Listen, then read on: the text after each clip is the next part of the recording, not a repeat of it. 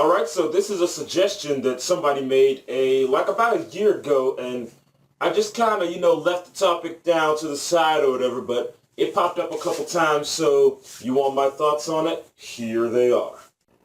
After you hit subscribe, don't forget to hit the notification bell, as well as stay tuned at the end of the video for the question of the day.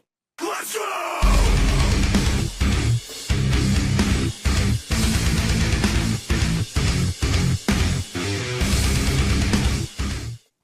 What's going on, fellow fuckbutts? ZabuTheSergal here, and I'm back in another video just to educate my people.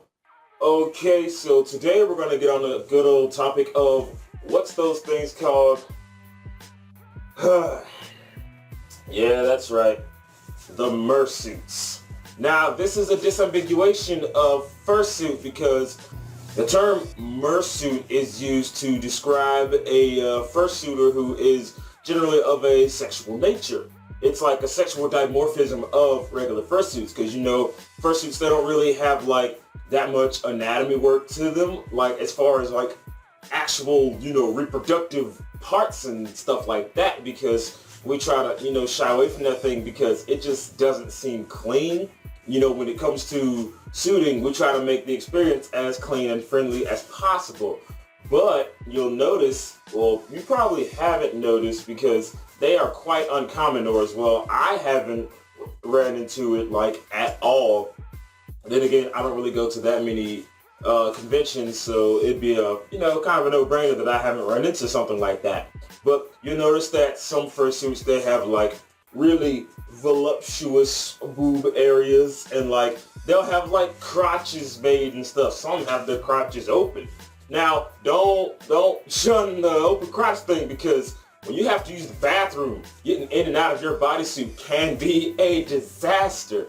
So I will say that could kind of be convenient, but having your crotch exposed for the wrong reasons, that's just not okay. And like some of like the male suits, or sometimes, even the female suits or the herm suits or whatever you want to call it, they have like these little cups developed, and they, put them on and like have like underwear and stuff that have like a little bulge showing. I'm pretty sure I won't have any pictures popping up of this stuff. You're just gonna have to take my description for it, because that stuff can be kind of risque. So I'm just gonna have to explain the situation and like try to paint the mental picture as easy as I can.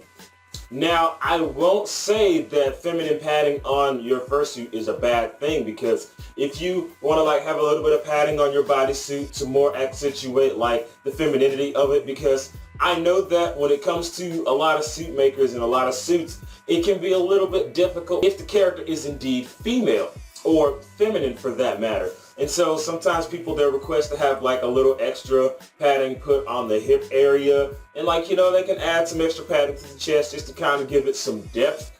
But when you got these big old bazingas freaking floating around and knocking people's drinks off the tables and all this crazy stuff like that, that just gets weird. And I know that a lot of makers, they take pride in showing the femininity in the heads, with the pretty eyelashes and the great big eyes and stuff like that.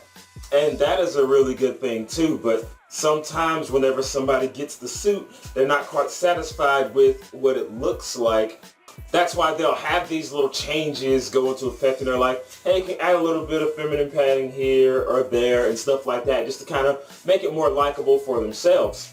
But that is a completely, different area, and MURRSUITS, that's a whole different can of beans and can of worms, because MURRSUITS are not subtle. It is very frontal, out in the open. It's got really big boobs, and you got a little donger cup on your crotch or whatever, and it's just strange. And those are another one of the aspects that just kind of put a dampening on the furry fandom and make people just kind of question it a little bit. Because like I've said, although people, they are free to do what they want to do, use your fursuit however you need to, there's just a little bit of a stigma behind that, and we're trying to avoid it because we want a nice clean experience. We don't want to be suiting out in public and have people shying away from us because of this one video that they've seen that person doing, or these pictures here where this person has a suit on with really huge breasts and all this stuff like that, or this guy's got a big old freaking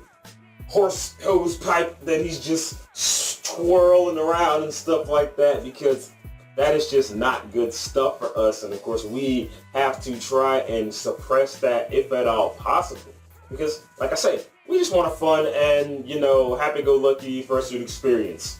This is by no means a direct bash of anyone who has a MURRSUIT. I'm just, you know, stating the facts here. That one, they are, you know, very over-sexualized, and two, those are the types of suits that put, you know, a dampening on our, I guess you could say, I was about to say like careers, but, you know, it's like more just, you know, the fandom as a whole.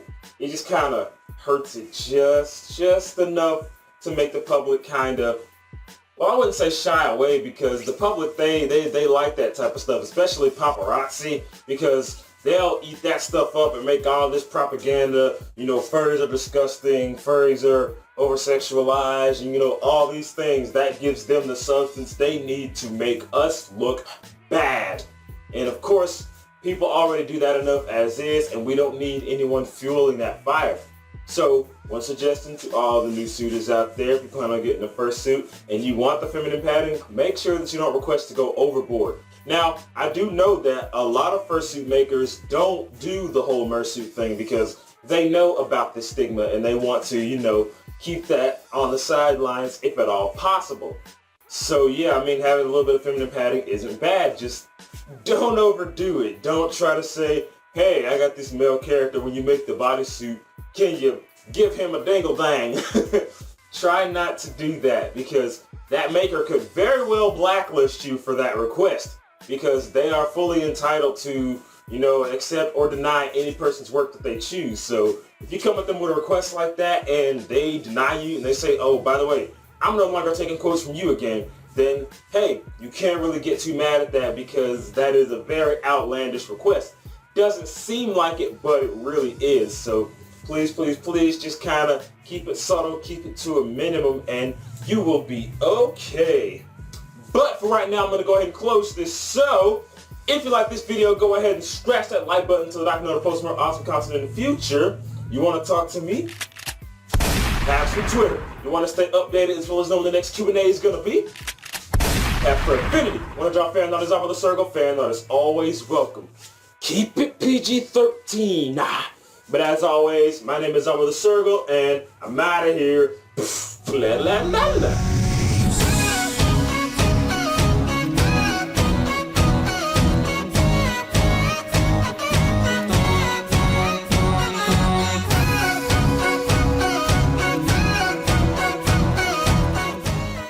Oh man, don't worry, my paws, they are almost done. One is completely done. I just gotta, you know, helping Babby make the second one, and then we'll be rocking. Question of the day. Before I made this video, were you familiar with MURRSUITers?